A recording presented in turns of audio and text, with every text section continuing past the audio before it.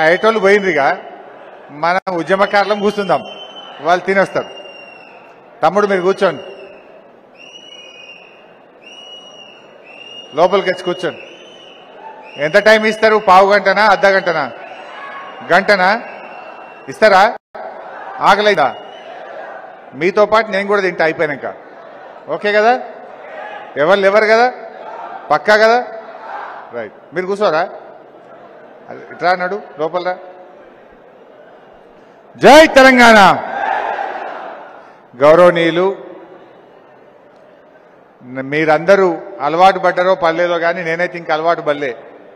ఏడగనబడ్డా MP సభే అంటున్నా, అలవాటు అయిపోయింది 10 ఏళ్ళు నాకు. మన దుబ్బాక శాసనసభ్యులు ఆత్మీయులు ప్రభాకర్ రెడ్డి గారు, మీ అందరి ఆశీస్సులతో కాబోయే మన మెదక్ ఎంపీ గౌరవనీయులు వెంకట్రామరెడ్డి గారు,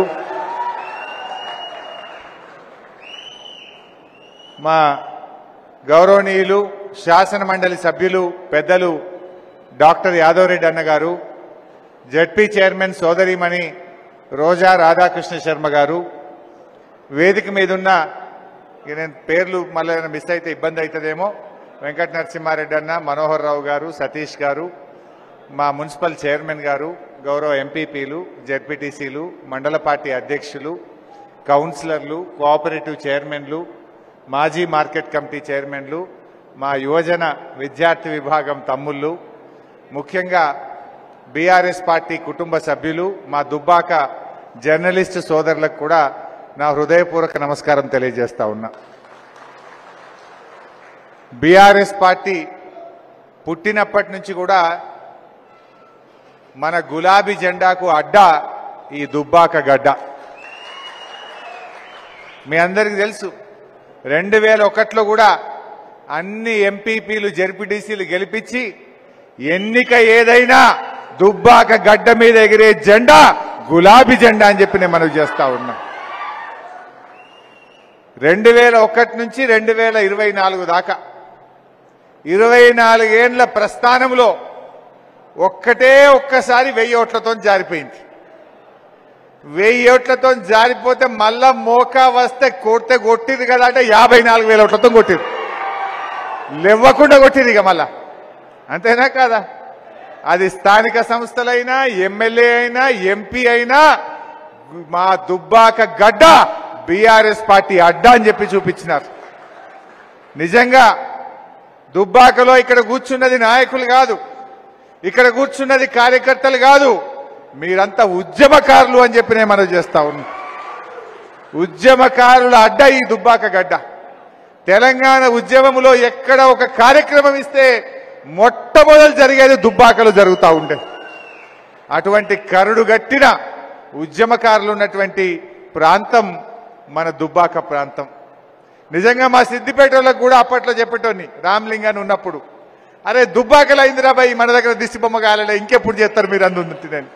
అంత స్పీడ్గా అద్భుతంగా మన దుబ్బాకలో మీరందరూ కూడా పనిచేసినారు. మరి నిన్న ఇవాళ కొన్ని కార్యక్రమాలు చూస్తున్నాం. కొంతమంది రాజకీయ అవకాశవాదులు, పవర్ బ్రోకర్లు పార్టీని విడిచిపెట్టి పోతా ఉన్నారు. ఇదేమన్నా కొత్తనా మనకు? తెలంగాణ ఉద్యమం జరిగేటప్పుడు పట్టున 10 మంది లేకున్నా కేసీఆర్ తెలంగాణ ఉద్యమాన్ని ప్రారంభించిండు. రానే రాదు కానే కాదన్న తెలంగాణ తెచ్చిపెట్టిండు మన కేసీఆర్. ఆ రోజు కూడా నమ్మినాడే తెలంగాణ వస్తుందంటే 10 మందితో ప్రయాణం ప్రారంభించిండు, తెలంగాణ తెచ్చిపెట్టిండు మన కేసీఆర్. అదేవిధంగా ఆ రోజు ఉద్యమం జరిగేటప్పుడు కూడా సారు పక్కన ఉండే పాపారావు అని ఒక ఎమ్మెల్యే ఉండే, రాత్రికి రాత్రి కాంగ్రెస్ వాళ్ళు అప్పుడు మాయం చేసి తీసుకుపోయింది ఆయన. ఒక ఆయన రాజేశ్వరరావు అని కరీంనగర్ జెడ్పీ చైర్మన్ ఉండే, రాత్రికి రాత్రి ఆయన తీసుకుపోయి కాంగ్రెస్లో కలుపుకున్నారు. అంటే నాయకులను కొన్నారు కానీ ఉద్యమకారులను కొనలేరు, కార్యకర్తల్ని కొనలేరు, తెలంగాణ ప్రజల్ని కొనలేరు అనే విషయం కాంగ్రెస్ పార్టీ గుర్తుపెట్టుకోవాలి. ఆ రోజు కూడా ఇట్లనే రాత్రికి రాత్రి మాయం చేశారు కాంగ్రెస్ వాళ్ళు. మీరు నాయకులను కొన్నారు కానీ మా బీఆర్ఎస్ కార్యకర్తల్ని కొనలేరు, తెలంగాణ ప్రజల్ని కొనలేరు అనే విషయం కాంగ్రెస్ పార్టీ గుర్తుపెట్టుకోవాలి. ఎందుకంటే మీరు అన్ని చూసిన వాళ్ళు. ఆ రోజు ఉద్యమంలో కూడా కరీంనగర్ ఎంపీగా కేసీఆర్ పోటీ చేస్తే రాత్రికి రాత్రి మొత్తం కొన్నారాడ. కానీ ఏమైంది? ప్రజలు కేసీఆర్ వైపు ఉన్నారు, ప్రజలు కేసీఆర్ను మళ్ళీ గెలిపించుకున్నారు. ఇవాళ కానే కాదన్న తెలంగాణ తెచ్చిండు కేసీఆర్. కాళేశ్వరం ప్రాజెక్టు ప్రారంభిస్తే ఇదే కాంగ్రెస్ వాళ్ళు ఏమన్నారు? మేం బతుకుండగా చూస్తాం, ఈ నీళ్లు వస్తాయా అనలే అన్నారా లేదా కొడుకులు? ఈ తొగుటలో ఇదంతా రియల్ ఎస్టేట్ వ్యాపారం చేస్తారు ఈ మల్లన్న సాగర్లా అని మాట్లాడిండా లేదా ఇదే బీజేపీ నాయకులు? కానీ ఈరోజు మల్లన్న సాగర్ నింపిండు, మన కూడెల్లి వాగుల చూసినా దుబ్బాక కాలువల్లో నీళ్లు వచ్చినాయంటే ఈ గులాబీ జెండాగా లేకపోతే గా నీళ్లు వచ్చునా? కేసీఆర్ లేకపోతే గా నీళ్లు వచ్చునా? ఈ కరువు నేలకు, ఈ దుబ్బాక ప్రాంతానికి ఇవాళ మంచినీళ్లు, త్రాగునీరు, సాగునీరు తెచ్చింది మన గులాబీ జెండా కాదా అని నేను అడుగుతా ఉన్నా. త్రాగునీరు తెచ్చినాం, సాగునీరు తెచ్చిన వాళ్ళం మన బీఆర్ఎస్ పార్టీ వాళ్ళం. ఏం చేసిండు ఈ కాంగ్రెస్ వాడు? ఏం చేసిండు బీజేపీ ఆయన? ఒకసారి చూస్తారా? సినిమా చూద్దామా? అక్కడ చూడండి, ఒక్కొక్కటి చెప్తా. ఇక దాని తర్వాత మిగతా విషయాలు మాట్లాడతా. మొన్న ఎలక్షన్ల ముందు కాంగ్రెస్ పార్టీ, ముందు కాంగ్రెస్ని పెట్టే తర్వాత బీజేపీ సంగతి. మొన్న ఎలక్షన్ల ముందు కాంగ్రెస్ వాళ్ళు గ్రామాల్లో పోయి నానా కథలు చెప్పిండ్రు. ఇక చూడు రేపే ఇస్తాం, మాపే ఇస్తాం అని ప్రజల్ని నమ్మించే ప్రయత్నం చేసిండ్రు. ప్రజలు నమ్మకపోతే బాండ్ పేపర్ల మీద రాసి పంచిండ్రు కొడుకులు కాంగ్రెస్ వాళ్ళు. పంచలే, నోటరీ డాక్యుమెంట్లు పంచిండ్రు కాంగ్రెస్ వాళ్ళు. మరి నిజంగా చేసిండ్రా? ప్రజలు నమ్ముతలేరని సోనియా గాంధీది జిమ్మేదార్, రాహుల్ గాంధీ నా బాధ్యత అని మాట్లాడిండు. మొదటి అసెంబ్లీలోనే 6 గ్యారంటీల మీద చట్టం చేస్తాము అని చెప్పి మాట ఇచ్చిండ్రు. ఏమైనా ఒక అసెంబ్లీ పోయి, 2 అసెంబ్లీలు పోయి, 3 అసెంబ్లీలు అయినాయి. ఇది వరకు 6 గ్యారంటీల మీద చట్టం కాలే. 100 రోజుల్లో అమలు చేస్తామన్న హామీలు అంతకంటే అమలు కాలే. అందుకే ఓ డ్రామా, టెలిఫోన్ ట్యాపింగు, ఇదేదో అవినీతి అయిందని వైట్ పేపరు, బ్లాక్ పేపరు అని ఓ డ్రామా సీరియల్ లాగా నడుపుతున్నారు. అన్ని కూడా ఆ రోజు ఎన్నికల ముందు ఎట్లయితే అబద్ధాలు చెప్పిండ్రో ఇవాళ కూడా గోబల్స్ ప్రచారం చేస్తున్నారు. వాళ్ళకి ఏంది? ఫెయిల్ అయిపోయిండ్రు వాళ్ళు. 100 రోజుల్లో అమలు చేస్తామన్న హామీలు అమలు కాలే.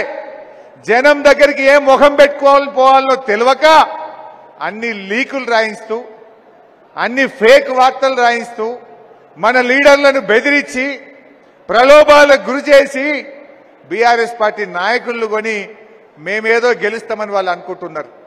బిడ్డ, మీరు గెలవరు. మీరు 6 గ్యారంటీలు అమలు చేయలే. ఇలా ప్రజలు బాధల్లో ఉన్నారు, పంటలు ఎండిపోతున్నాయి, రైతు ఆత్మహత్యలు జరుగుతున్నాయి, ఆటో కార్మికులు ఆత్మహత్యలు చేసుకుంటున్నారు. నువ్వు మాట తప్పినావు, తప్పకుండా నీకు గుణపాఠం తప్పదు.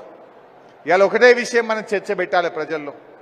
కాంగ్రెస్ వాడు 6 గ్యారంటీలు 100 రోజుల్లో అమలు చేస్తా అని చేయలే. మరి ఇవి అమలు చేయాలంటే ఎట్లా? ప్రశ్నించే గొంతు కావాలి, కాంగ్రెస్ మెడలు వంచే నాయకత్వం కావాలి. గా పని బీఆర్ఎస్ చేయగలుగుతుంది తప్ప ఈ బీజేపీ చేయలేడు. మొన్న మీరు అసెంబ్లీలో చూసిండ్రు, 8 మంది మంత్రులు లేచినా వాళ్ళ నోళ్లు ముయించినమా లేదా? ముయించినమా లేదా? అది ఇంకా ట్రైలరే, అసలు సినిమా ముంగటున్నది. ఇడిస్తాం ఆ కొడుకులను. 6 గ్యారంటీలు అమలయ్యేదాకా రోజు అసెంబ్లీలో చుక్కలు చూపిస్తాం కాంగ్రెస్ పార్టీ వాళ్ళకి. మనం ఒక్క విషయం ఆలోచన చేయాలి. వాడు రేవంత్ రెడ్డి ఏమంటుండు మొన్న ఎక్కడనో, ఈ నా 100 రోజుల పాలనకు ఈ ఎన్నికలు రెఫరెండం అంటున్నాడు. అంటే ఆయన 100 రోజుల పాలన చూసి ఓటేయాలన్నట.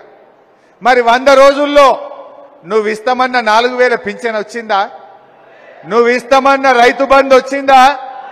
నువ్వు అన్న తులం బంగారం వచ్చిందా? వచ్చినాయే. నీ బోనస్ వచ్చిందా వడ్లకు? మరి రేపు ఏమంటాడు?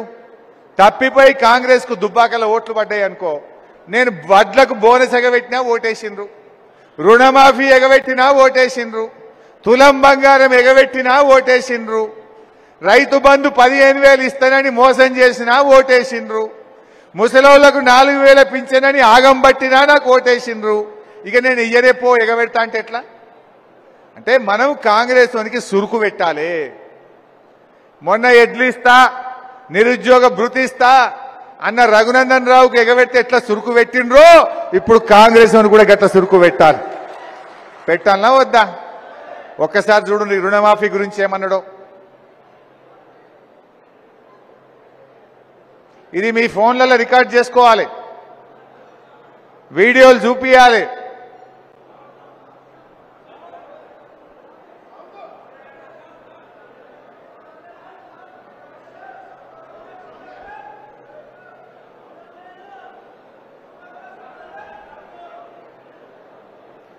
ఏమైందే సిద్ధార్థ అన్న, ఇలా ఏమన్నా కాంగ్రెస్ వాడు చూరిండా?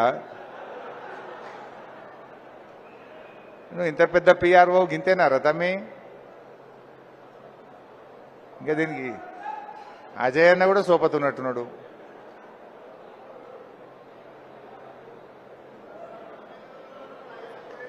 రెండు గంటల నుంచి సూరాయిస్తారు కదరా భయ్.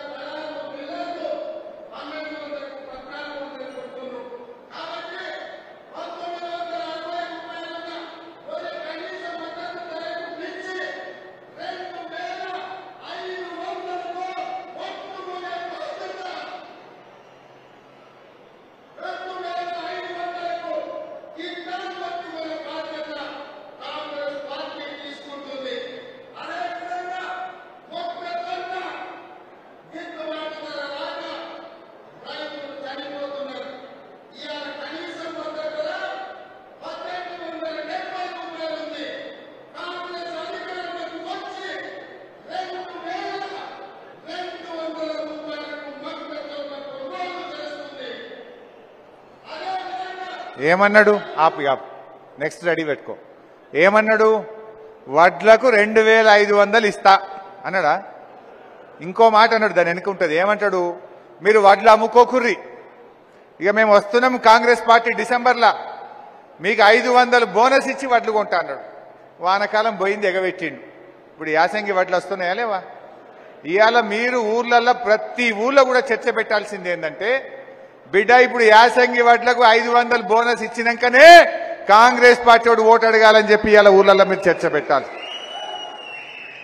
ఇది డిస్కషన్ స్టార్ట్ చేయాలి.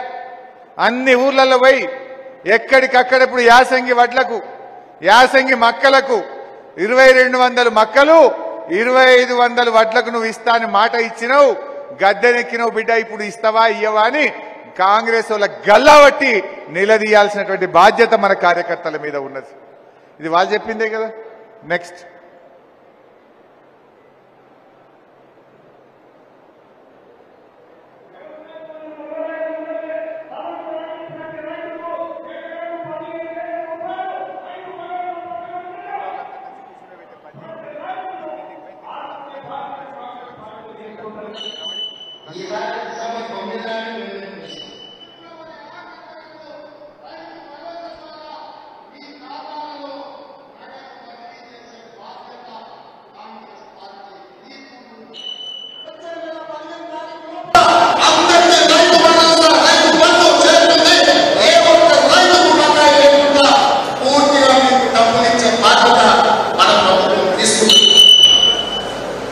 మేము డిసెంబర్ జనవరిలో మొదలుపెట్టి మార్చి 31 రైతు బంధు చెల్లిస్తాము.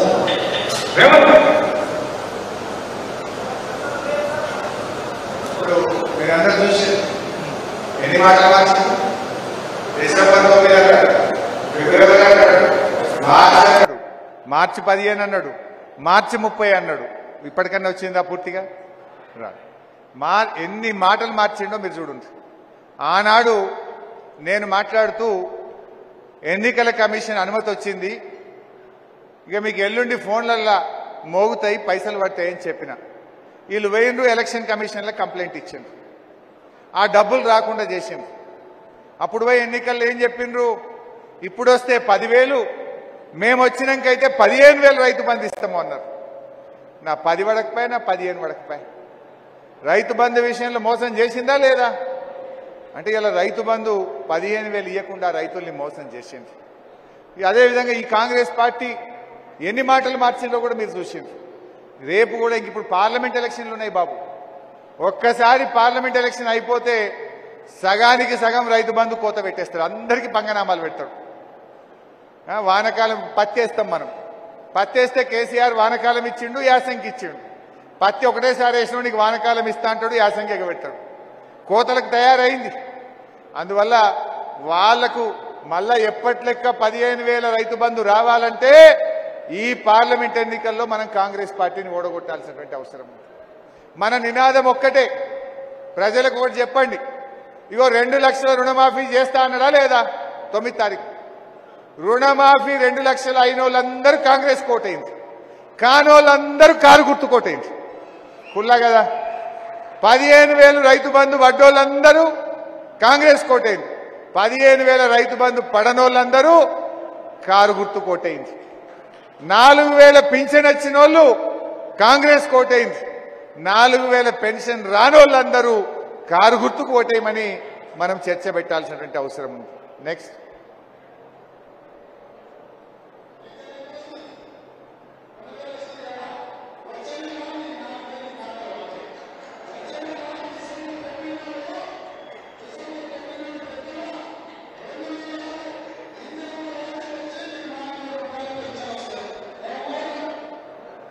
డిసెంబర్ 9 నాడే 4,000 ఎత్తాను.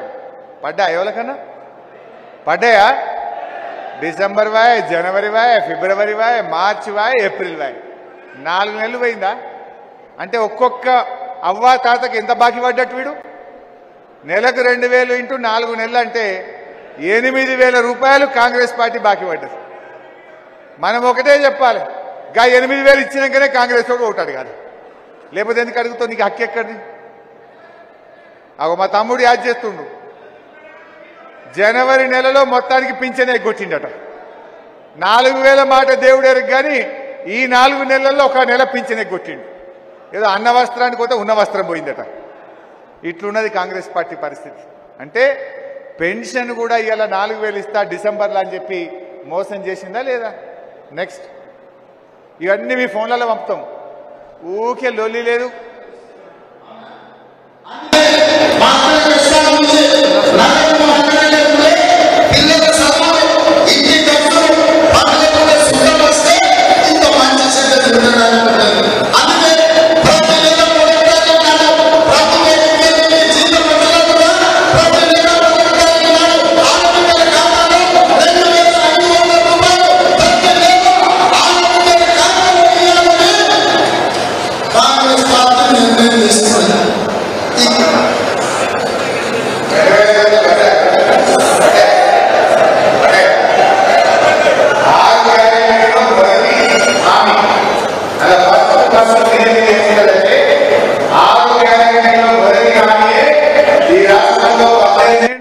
ప్రతి అక్కకు చెల్లెకు 2,500 రూపాయలు ఇస్తామని చెప్పింది. మరి 6 గ్యారెంటీల్లో మొదటి హామీనే మహాలక్ష్మి పేరు మీద అక్క చెల్లెలకు మహా మోసం చేసిన ఈ కాంగ్రెస్ పార్టీకి ఓటుతో గుణపాఠం చెప్పాలి. మనం సీదా చెప్పాలి, 2,500 వచ్చిన అక్క చెల్లెలు కాంగ్రెస్ కోటైంది, 2,500 రాని అక్క చెల్లెళ్ళు కారు గుర్తు కోటేసి వెంకట్రామరెడ్డి గారిని గెలిపించండి. ఇదే మన నినాదం ఉండాలి. మంచిగా ఫోన్ పట్టుకోండి, ఒక ఇంట్లోకి పోండి, అక్క చెల్లె కనబడ్డది అనుకో, ఇది చూపియాలి. చెల్లె 2,500 పడ్డాయా? పల్లె. పడాలంటే నువ్వు కారు గుద్దు, మేము అసెంబ్లీలో కొట్లాడతాం, నీ 2,500 స్టార్ట్ చేస్తాం. రైతు కనబడ్డాడు అనుకో, ఏమి అన్నానికి 15,000 పడ్డాయే, వాట్లకు బోనస్ వచ్చినాదే రాలే, గుద్దు కారుకు మేము కాంగ్రెస్ అని ఈపుల గుద్ది నీకు ఇప్పిస్తాము అని చెప్పి చెప్పాల్సినటువంటి అవసరం ఉంటుంది.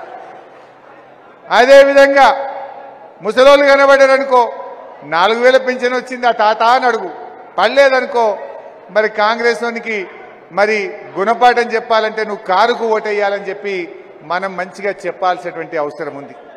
ఈ విషయాన్ని ప్రజల్లో బాగా తీసుకుపోండి. ఇప్పుడు రఘునందన్ చూద్దాం. ఇక కాంగ్రెస్ ఇంకా చాలా ఉన్నాయి, తులం బంగారం చాలా ఉన్నాయి, కానీ ఒకసారి రఘునందన్ కూడా చూద్దాం.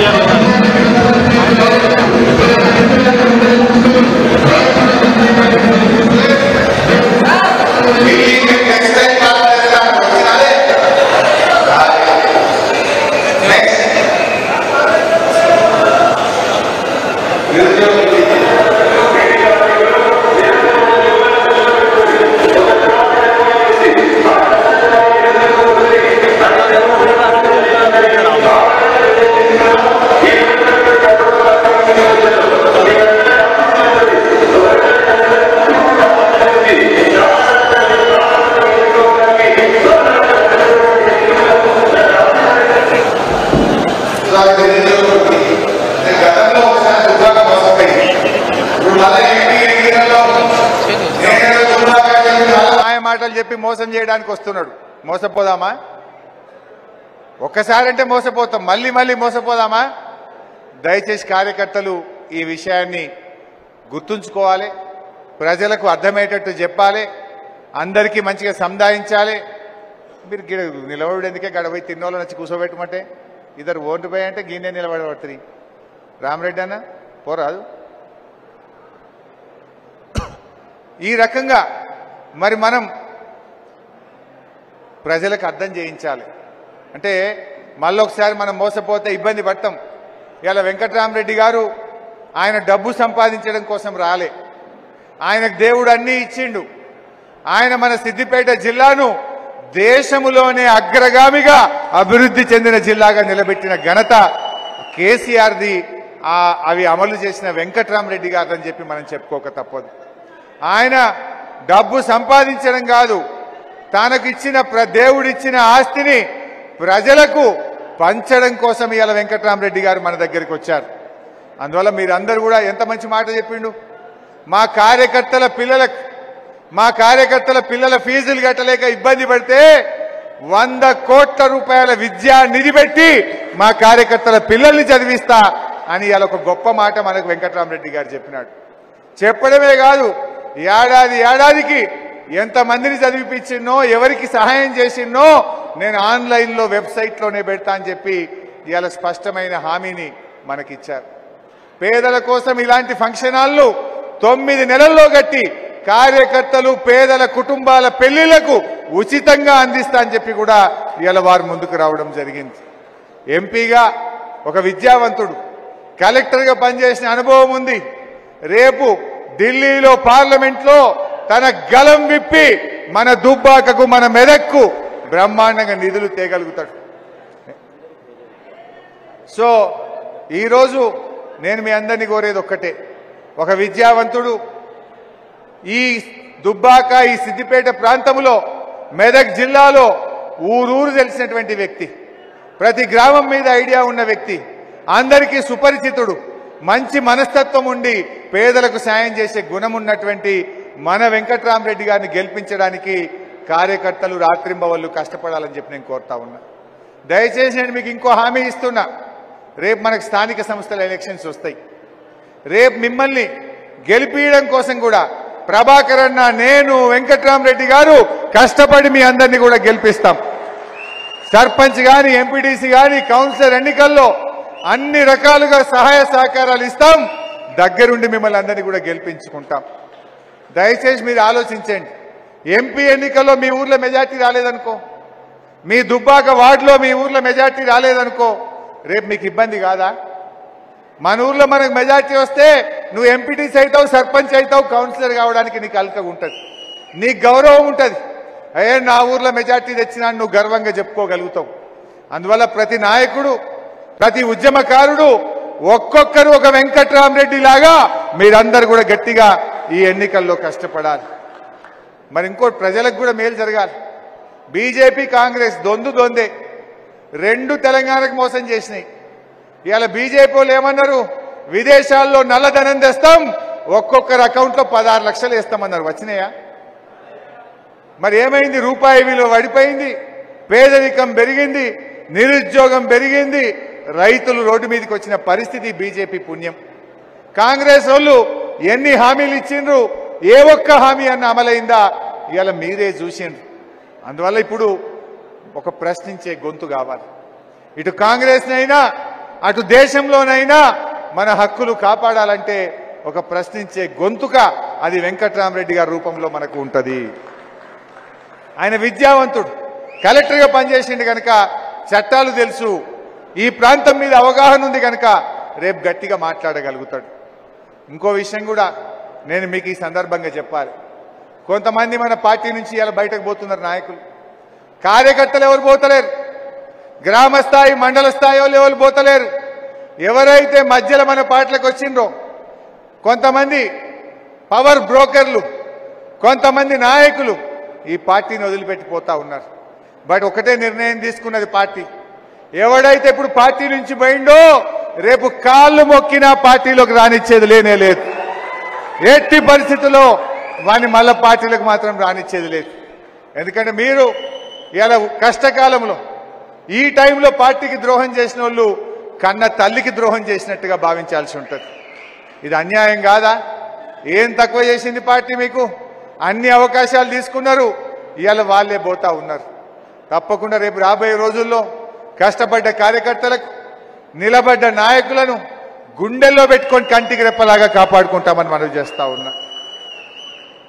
ఇప్పుడు ఇది ఏం ఋతువు అంటే ఈ ఆకులు రాలే కాలం, ఇది శిశిర ఋతువు అంటారు, అంతేనా? శిశిర ఋతువు అంటే ఆకులు రాలుతాయి. ఇప్పుడు అట్లే మన పార్టీలో నుంచి కొన్ని పనికిరాని ఆకులన్నీ చెత్త కుప్పలు కలిసిపోతున్నాయి. పనికిరాని ఆకులు చెత్త కుప్పలు కలిసిపోతున్నాయి. ఒకటే ఉంటుంది, ఆకులు పోయినాక వచ్చేది ఏముంటుంది?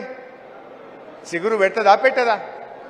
మూలమంత్రం మాత్రం స్థిరంగా ఉంటుంది.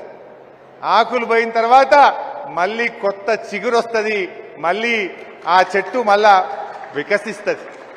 రేపు కూడా కొన్ని పనికిరాని కొన్ని ఆకులు పోయినట్టు కొంతమంది నాయకులు పోవచ్చు, కానీ బీఆర్ఎస్ పార్టీ మాత్రం తెలంగాణ రాష్ట్రం ఉన్నంత కాలం బీఆర్ఎస్ పార్టీ ఉంటది ఈ గడ్డ మీద. బీఆర్ఎస్ పార్టీ తెలంగాణ ప్రజల కోసం, ఈ ప్రాంతం కోసం పనిచేసేటువంటి పార్టీ బీఆర్ఎస్ పార్టీ.